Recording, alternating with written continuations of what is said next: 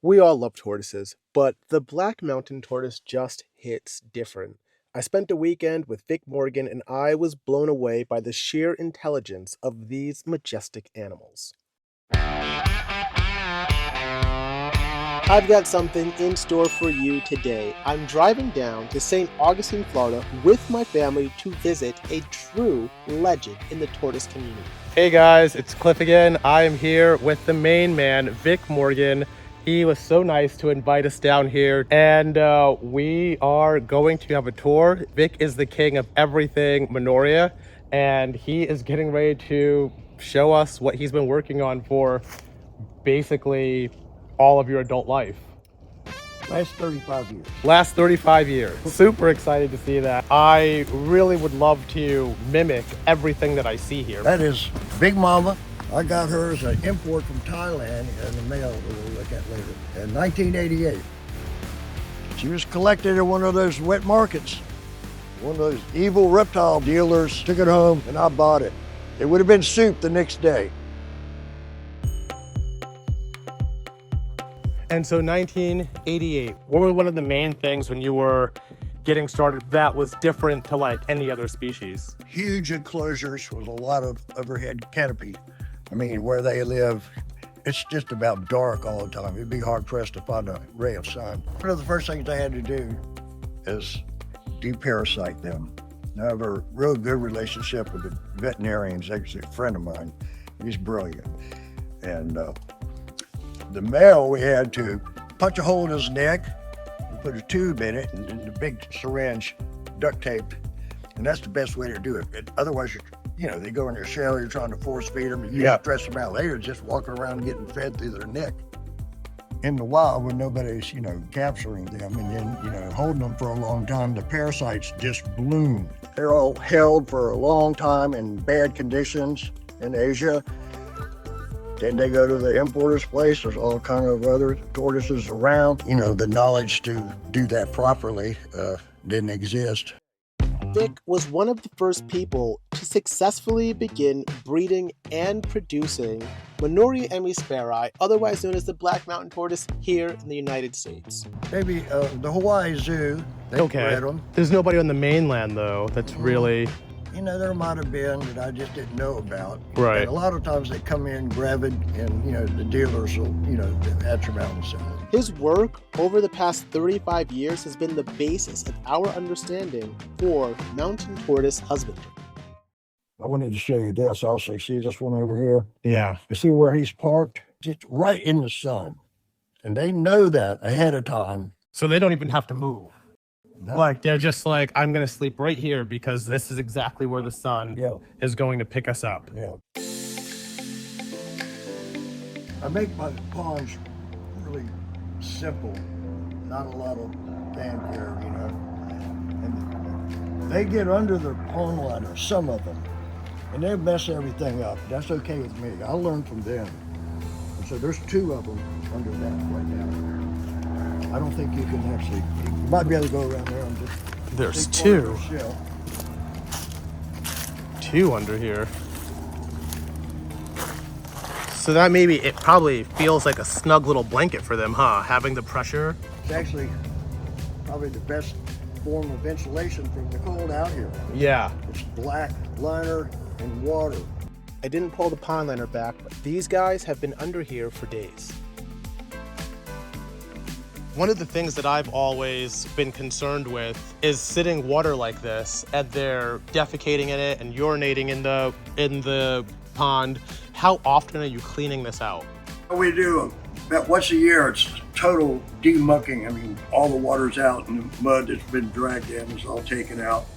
And during the year, I'll see fecal matter in the water, and it doesn't seem to bother them. How did you basically come up with the design for the enclosures? Because I see that you have like what looks like a misting system around, or... Well, this wall we just replaced it. It was all tin, but the posts and everything got old, and some of these trees are shedding a lot of heavy limbs, and so I went with wood this time.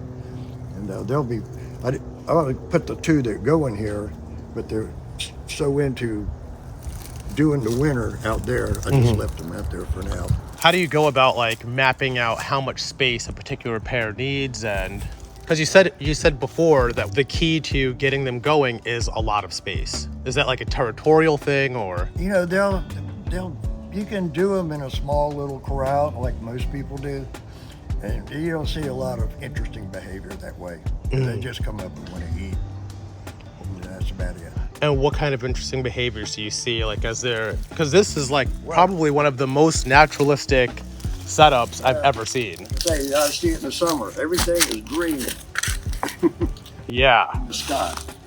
Oh, I mean, this is just all beautiful. I would kill for this. Uh-oh. Let me go get some out of the house. So right now it is, if I hit the ground, 64 degrees in the sun, 68 degrees in the sun, Let's see what he is right on 60 degrees here, the back side there. and then he's 63. Yeah, go ahead, get real close. The hottest point is, yeah, it's 62-ish. And so do you ever throw supplemental heat out here for them? Yes, I do. I use And the big heat mats. the cane mats? Yeah.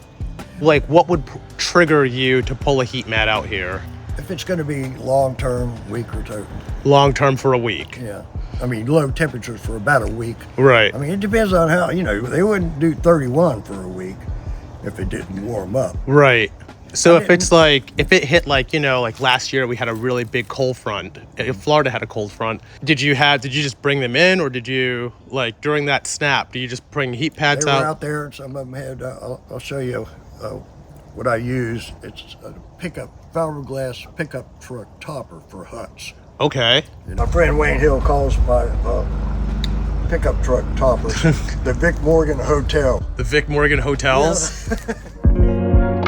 This fiberglass topper may not work for me in Georgia in the winter, but as an ode to Vic, once my phayrei get large enough, I'm gonna get my phayrei their own Vic Morgan hotel. So all of yours now are imports. All the adults Except for some of the babies I grew up. Yeah. Oh wow. One thing that I've noticed with my small group of mountain tortoises is that they enter a trance-like state, and I had some questions about whether or not black mountain tortoises actually brumate. So she'll be over there. How long will she stay like that? Usually by April they're up and about. Okay, so you have some that will brumate and then others that choose not to, basically? They just kind of like freeze, but they're not underground. They're not like, they're just kind of awake, aware, and alert. Oh, I could have showed you something on that. What I do is when I come out here and it's in the winter and they're sitting there doing like what you're saying, I tap on their back and blow out. Yeah. Real quick. Do yours do that yet? Yeah. Okay, so that's what they'll do, and that's how I tell how far deep they are into the sleep. If you do it and they don't respond, I keep doing it and, do something to their back leg. Usually they'll pull it in real quick, Yeah. but I always check them by just tapping on them. And then just hearing like that, their As soon exhale. as they make that exhale, I know everything's okay. Yeah. This animal is incredibly beautiful. It is just majestic. You can tell that this animal is processing information, that it's checking me out. It is highly aware that I have entered into its territory. There's a lot that she's processing right now. Exactly. And might have been different if I wasn't here, but they case you out. Like earlier, ducked in. What are these people doing here? What's your feeding schedule like? Okay, well, it's being winter now, winter rye. They don't drink much water, so I feed them romaine lettuce. I like to call it crunchy water, and just to make sure they don't drink much in the winter. Just like it's so preppy, oh, that water's 70 degrees. I'm not getting in that. But anyway, in the winter, this is it in a little supplementation. Of collard greens and so forth. But I like to, if they're in and out of this so-called brumation, I just don't like them to have a bunch of food in their gut. Right. Because, feeding in captivity is nothing like nature. You know, they got to have to work for it. And here And it's here like, it's just a big pile right in front of them. So that's why a lot of them she's kind of had this like mouthful of grass yeah. for hours. Oh yeah. Right? Like she's When been eating all day. It sticks to their mandibles, and they walk around like that all the time. In the warmer months, starting in spring, they're okay with fruit. A lot of people, oh, don't feed a tortoise too much fruit. But yeah, you know, in Asia, you know, I swear if one found a fig tree, it just lived there the rest of its life. But it doesn't bother them. Wait, so say that again. How much time do you dedicate to like tortoise chores? Now that I'm retired from really working, I just do it all day long. I feel if nothing dies, I've been successful. So each day, like you just like all day long, you just go around? 3 or 4 times a day, I have to walk, make sure nobody's upside down, where they're located in case there's a fire in the forest back there, so I know right where to go to get them. Yeah, so you do checks on everyone. Like you're just like, oh, I haven't seen you today. Let's see what you're up to. Let's see what Rarely you're a day that I don't go out. In the winter, it's not as critical because they're not moving around. I know where they're at. So, yeah. I'm out here all day feeding them, you know, making sure they're okay. Visiting Vic left me supercharged. I was really excited to get back home and begin fleshing out my phayrei setup. Vic gave me a lot of ideas, and one thing that really stuck to me was how important a heavily shaded environment is for Manouria phayrei or Manouria in general.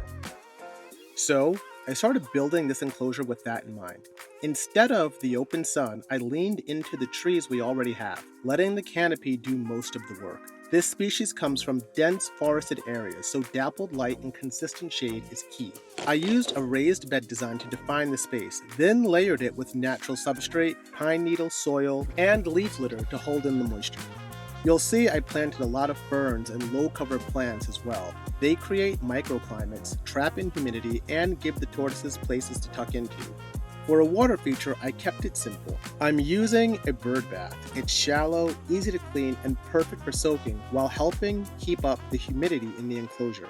Even feeding areas are tucked in the shade. You want them to feel comfortable enough to come out, eat, move around naturally throughout the day without overheating. This setup isn't about making it look perfect, but it's more about making the tortoise feel completely happy and home. That's it for now, guys. Thanks for everything. Peace out.